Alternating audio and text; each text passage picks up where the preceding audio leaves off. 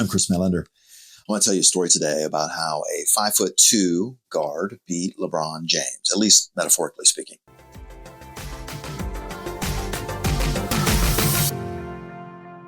Before I do, I want to tell you a little bit about who this masterclass is for.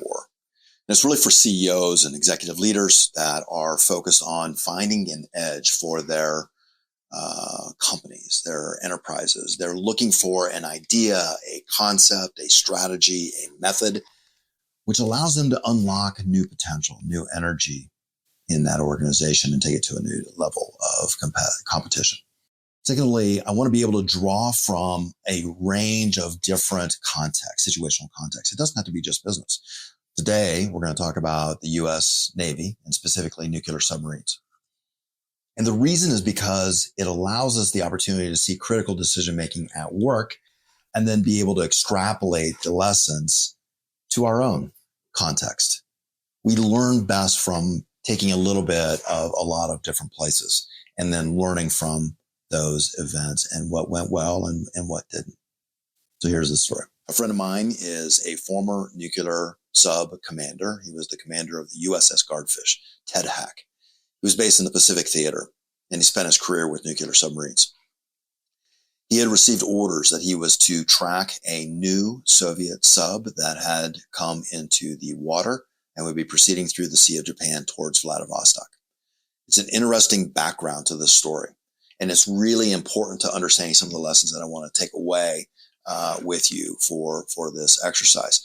And it starts here, which is that the Soviets had always had submarines that were quite large, but they were noisy. Strength was their asset in terms of the capabilities, the mechanical capabilities of the submarines, but they were very noisy.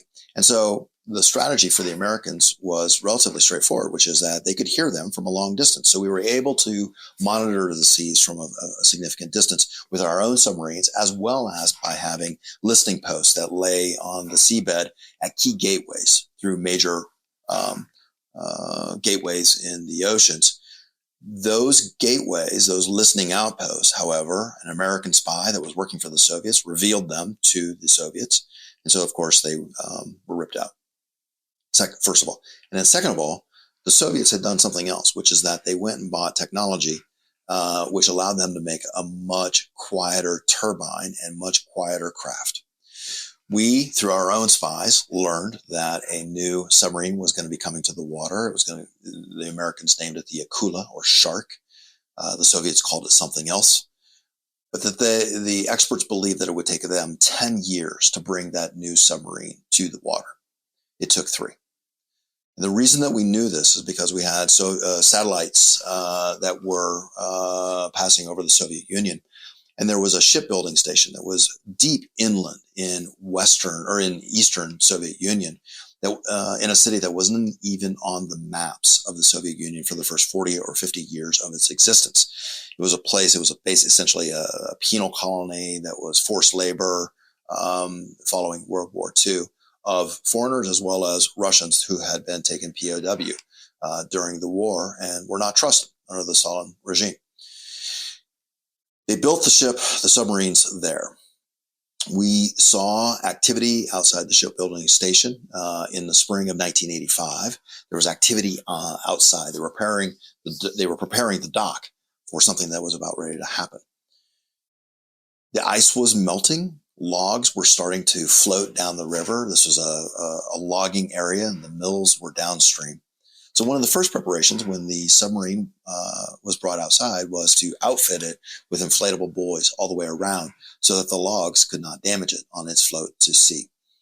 It's an interesting strategy. It's the equivalent of building a submarine in central Arkansas and then moving it out along the river into the Mississippi River, down through Louisiana, down through New Orleans, and then out into the Gulf of Mexico. What happened was that Ted Hack was positioned in the Sea of Japan, essentially the Gulf of Mexico, waiting for that ship, that submarine, to enter into the deeper waters. Along the way, it would follow the coast of the Soviet Union fairly closely down into Vladivostok, where it would be outfitted with additional equipment and then put to sea trials. Sea trials are where they test all the systems of the boat. making sure that they can make oxygen, making sure that the water works, making sure that the nuclear plant is functional and safe. They will test it, and the men who are new to the ship. Everything is in a new layout, new arrays, new equipment, new commands. And so you have a high stress environment for those crews. What happened is they brought them out for sea trial, and Ted Hack was waiting, and he got in tight. The American strategy had shifted. They would now, instead of patrolling the seas from a long range and spying on the Soviet submarines from a distance, had to get in tight. One of the admirals described it to Congress in a hearing that they would have to get inside their knickers, and the Soviets didn't like it. But it was the strategy at the time. So Ted Hack and U.S.S. Guardfish, 5'2" equivalent to LeBron James, this large Akula craft, would get in very tight.